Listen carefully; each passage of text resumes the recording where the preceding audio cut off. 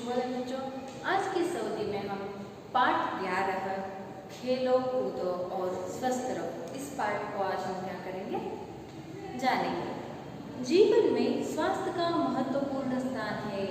सेहत को बनाए रखने के लिए कई लोग बहुत पैसे खर्च करते हैं।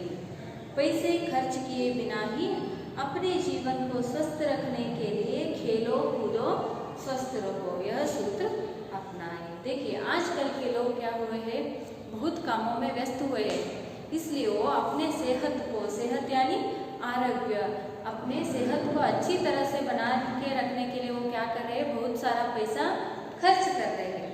अगर हमें सेहतमंद रहना हो तो बिना पैसे खर्च किए भी हम क्या कर सकते हैं, अपने देह को सुदृढ़ बना सकते हैं, स्वस्थ बना सकते हैं। कैसे?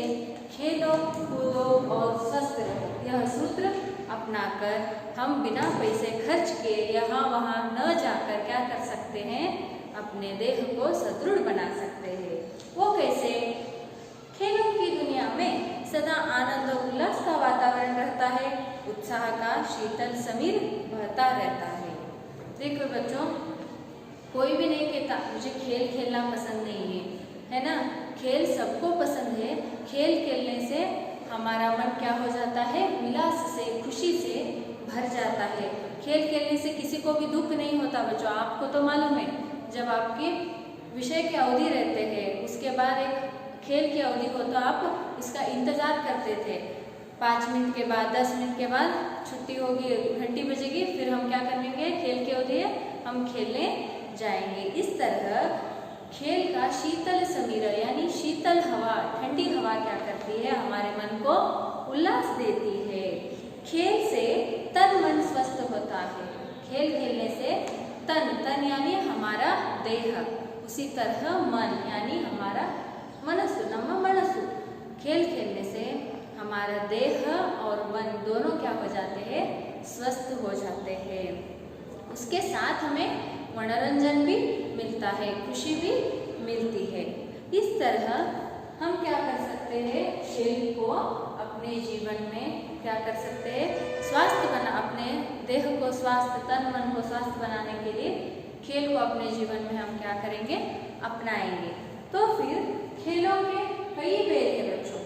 साधारणतया खेलों के भेद कौन कौन से हैं? शारीरिक और मानसिक खेल।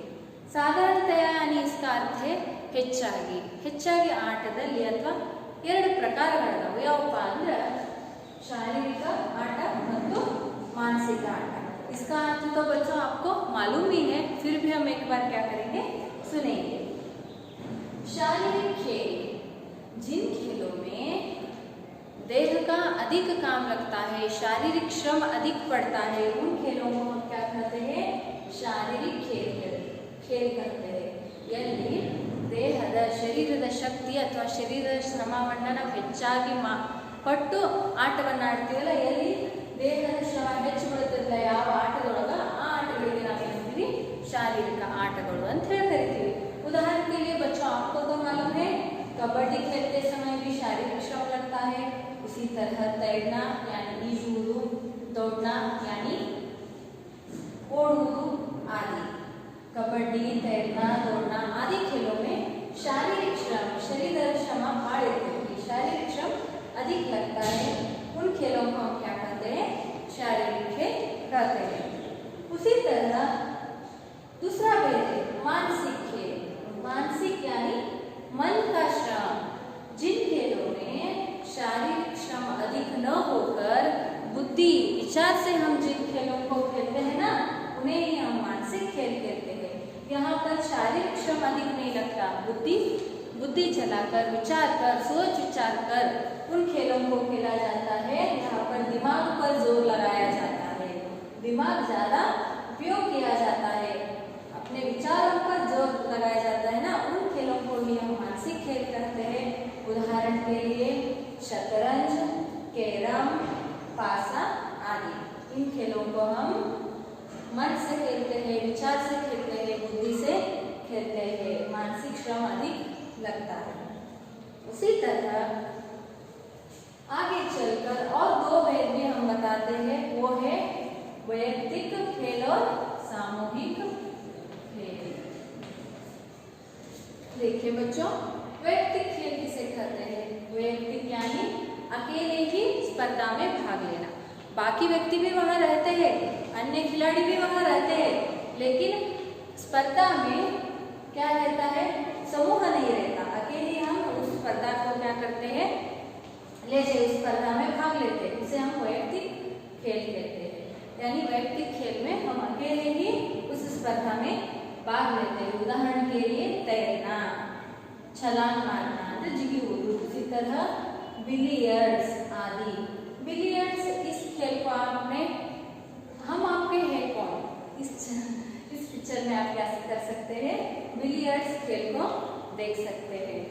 तैरना, छलांग मारना, बिलियर्ड्स, नाव चलाना आदि खेलों को हम क्या करते हैं? अकेले ही उस खेल में भाग लेते हैं, इसलिए उन्हें हम क्या कहते हैं? वैयक्तिक खेल कहते हैं।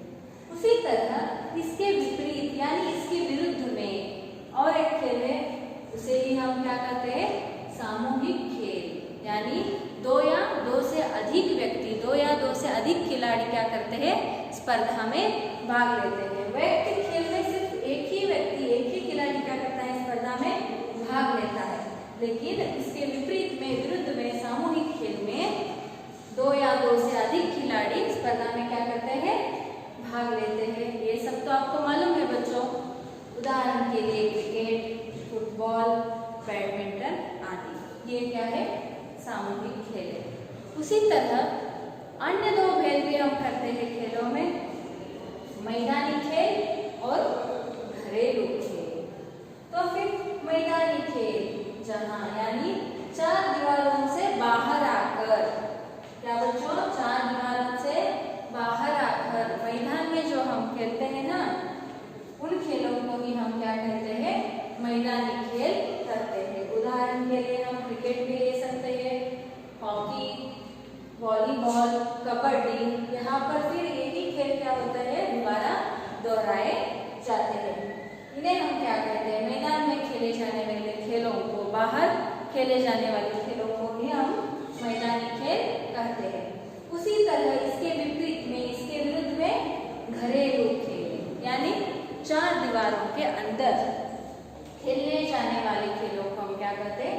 घरेलू खेल। उदाहरण के लिए कैरम, शतरंज, पासा आदि। तो फिर बच्चों यहाँ पर देखिए, खेलों से हमारा तन मन क्या हो सकता है? स्वस्थ रह सकता है। बिना परिश्रम किए, बिना पैसे खर्च किए हम क्या कर सकते हैं? अपने तन और मन को खेलों के द्वारा, खेलो कूदो स्वस्थ रहो, इस सूत्र को अपनाने द्वारा हम क्या कर सकते हैं? हमारे देह को स्वस्थ बना सकते हैं। उसी तरह खेलों के प्रकार इस प्रकार है, और प्रमुख खेलों के नाम भी मैंने यहाँ पर दिया, ये सब आपको मालूम है। खेलों से संबंधित प्रमुख पुरस्कार, सिर्फ खेल खेलने से बच्चों हमारा तन और मन स्वस्थ रहता ही है, उसी के साथ हमें मनोरंजन भी मिलता है। और एक प्रमुख उपयोग है, प्रमुख खिलाड़ियों को पुरस्कार भी दिए जाते हैं। इसके बारे में हम क्या करेंगे? जानेंगे। देखिए, आजकल हमारे देश में हॉकी, क्रिकेट, बैडमिंटन, शतरंज, कुश्ती आदि खेल काफी लोकप्रिय है। काफी यानी ಹೆಚ್ಚು, काफी अंदर ಹೆಚ್ಚಾಗಿ, लोकप्रिय यानी सभी लोग उन खेलों को क्या करते हैं? बहुत पसंद करते हैं। कौन कौन से खेल बच्चों? हॉकी, क्रिकेट, बैडमिंटन, शतरंज और कुश्ती। कुश्ती तो हमारी भारत की पुरानी खेल है। इस तरह राज्य और राष्ट्र के स्तर पर खिलाड़ियों को पुरस्कार दिए जाते हैं।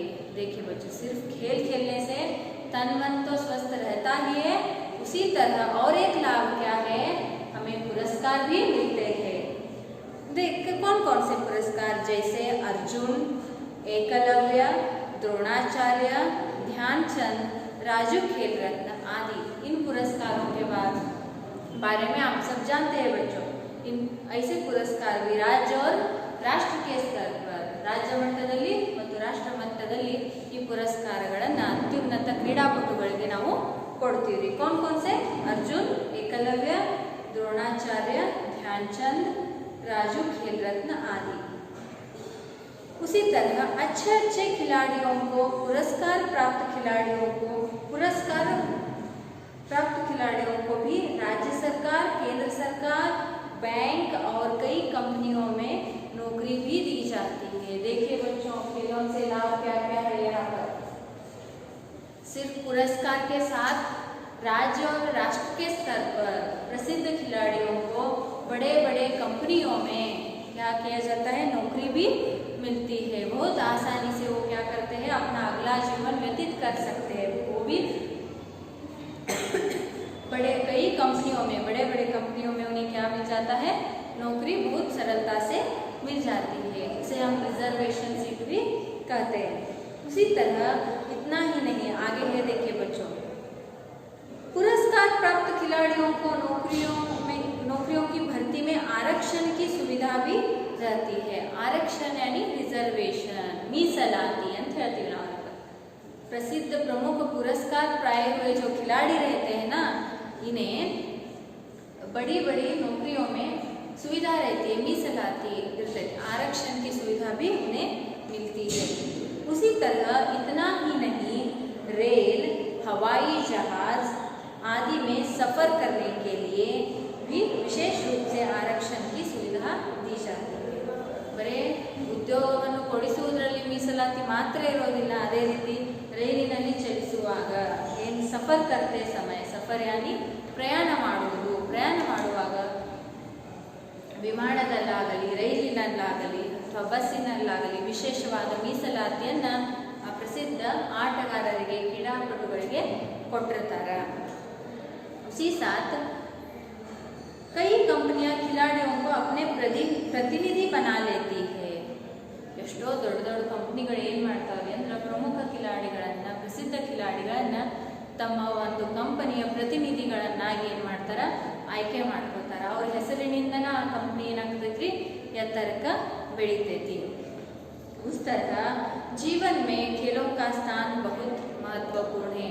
ये तो आपको मालूम है बच्चों, जीवन में खेल का बहुत महत्वपूर्ण स्थान है। खेल छात्र जीवन का महत्वपूर्ण अंग है। उसी तरह जिस प्रकार ज्ञान को प्राप्त करना एक छात्र के जीवन में एक महत्वपूर्ण अंग है ना, उसी तरह खेल को खेलना भी छात्र के जीवन में एक प्रमुख अंश है बच्चों।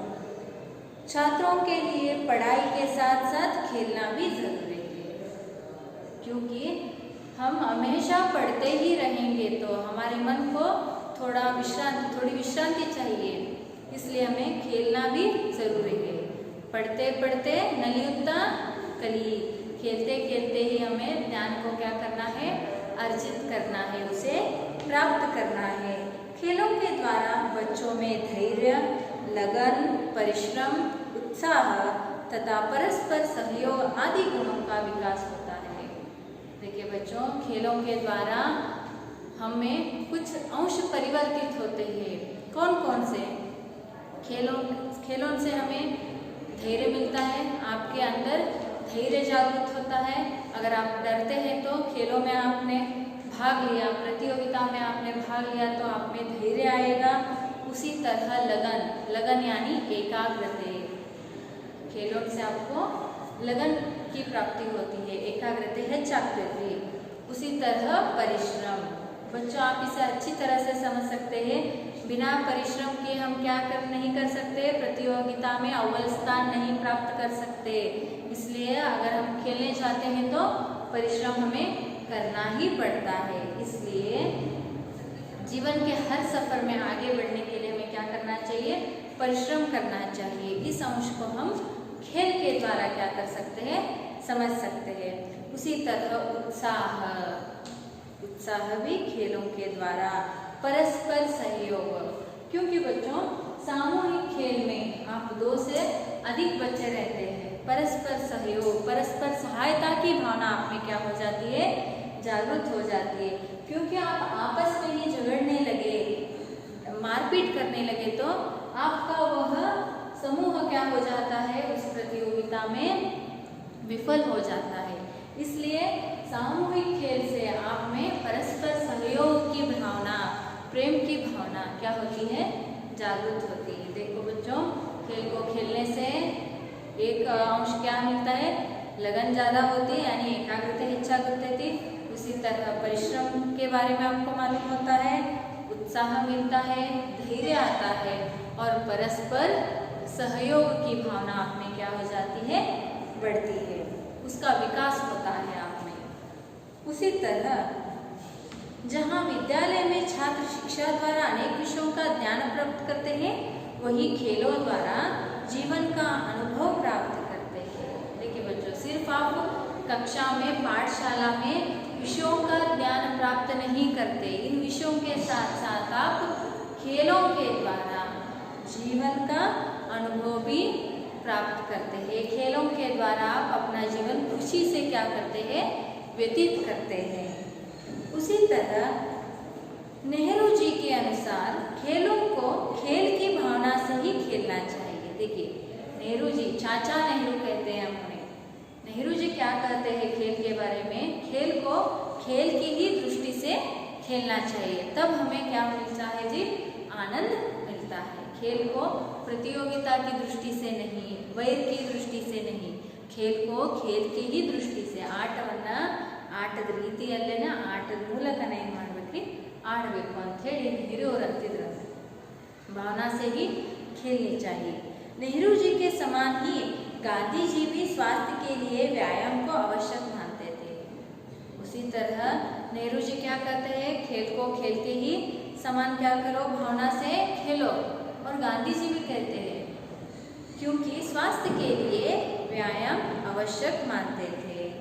अगर हम स्वास्थ्य से रहना चाहते हैं तो हमें कसरत यानी व्यायाम, वे भी एक खेल का ही, वो भी एक अंग ही है।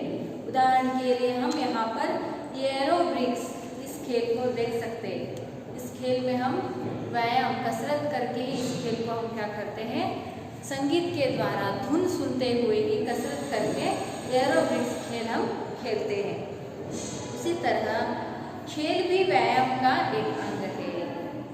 खेल क्या है बच्चों, व्यायाम का ही एक अंग है।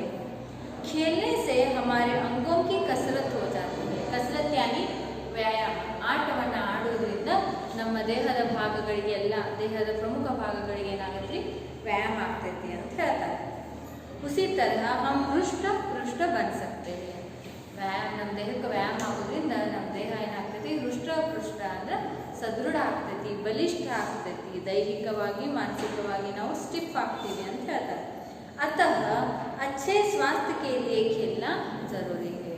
अतः ಅಂದ್ರೆ ಅಷ್ಟೇ ಅಲ್ಲ, ನಮ್ಮ ಆರೋಗ್ಯ ಚೆನ್ನಾಗಿರಬೇಕು, ನಮ್ಮ ಆರೋಗ್ಯ ಸುಸ್ಥಿರವಾಗಿರಬೇಕಂದ್ರೆ ನಾವು ಅವಶ್ಯವಾಗಿ ಆಟವನ್ನು ಆಡಲೇಬೇಕು। उसी तरह बच्चों, खेलों द्वारा नाम के साथ साथ हम धन भी कमा सकते हैं। ಆಟವನ್ನು ಆಡೋದ್ರಿಂದ ಹೆಸರಂತೂ ಗಳಿಸ್ತೀವಿ, प्रमुख खिलाड़ियों को नाम तो होता ही है। उसी तरह नाम के साथ साथ हम धन भी कमा सकते हैं। आजकल खेलों को प्रोत्साहन देने के लिए विद्यालयों में भी खेल दिवस का आयोजन किया जाता है। आजकल हमारे पाठशाला में भी क्रीड़ा दिवस मनाया जाता है बच्चों। आपको मालूम है, उस क्रीड़ा में आप सभी क्या करते हैं, भाग भी लेते हैं। पाठशाला वार्षिकोत्सव के समय एक दिन खेल दिवस का आयोजन भी हमारे पाठशाला में हम क्या करते हैं, अवश्य मनाते हैं। उस तरह जीतने वाले बच्चों को पुरस्कार भी दिए जाते हैं। ये आपको मालूम है बच्चों, सभी बच्चों को खेलों में भाग लेना चाहिए ताकि वे स्वस्थ बने। ಎಲ್ಲ ಮಕ್ಕಳು ಏನು ಮಾಡಬೇಕ್ರಿ, ಆಟದಲ್ಲಿ ಭಾಗವಹಿಸಬೇಕು। ಯಾಕಂದ್ರೆ ನಾವು ಸದೃಢವಾಗಿ ಸ್ವಸ್ಥವಾಗಿ ಇರಬೇಕು ಅಂದ್ರೆ, ಯಾಕಂದ್ರೆ ತಾಕಿ ಅರ್ಥ ಏನ್ರಿ, ಯಾಕಂದ್ರೆ ನಾವು ಸ್ವಸ್ಥವಾಗಿರ್ಬೇಕಂದ್ರೆ ನಾವು ಆಟದಲ್ಲಿ ಭಾಗವಹಿಸಲೇಬೇಕು। कहा जाता है कि स्वस्थ शरीर में ही स्वस्थ मस्तिष्क का विकास होता है। ಹೇಳ್ತಾರೆ, ಏನು ಹೇಳ್ತಾರಪ್ಪ ಅಂದ್ರೆ, ನಮ್ಮ ದೇಹ ಒಂದು ಸ್ವಸ್ಥವಾಗಿತ್ತು, ಆರೋಗ್ಯವಾಗಿತ್ತು, ಸದೃಢವಾಗಿ ಇತ್ತು ಅಂದ್ರೆ ನಮ್ಮ ಮಸ್ತಿಷ್ಕ ಅಂದ್ರೆ ನಮ್ಮ ಬುದ್ಧಿ ಕೂಡ ಏನಾಗಿರುತ್ತೈತ್ರಿ, ಚುರುಕುಗೊಳ್ತೈತಿ ಅಂತ ಹೇಳಿ। ಮಂದ ಬುದ್ಧಿ ಆಗಂಗಿಲ್ಲ, ಚುರುಕುಗೊಳ್ತೈತಿ ಅಂದ್ರೆ ನಮ್ಮ ದೇಹ ಸದೃಢವಾಗಿ ಸ್ವಸ್ಥವಾಗಿ ಆರೋಗ್ಯವಾಗಿತ್ತು ಅಂದ್ರೆ ನಮ್ಮ ಮೆದುಳು ಕೂಡ, ನಮ್ಮ ಬುದ್ಧಿ ಕೂಡ ಏನಾಗಿರ್ತೈತಿ, ಅಷ್ಟು ಚುರುಕಾಗಿ ಇರ್ತೈತಿ ಅಂತ ಹೇಳ್ಬೋದು।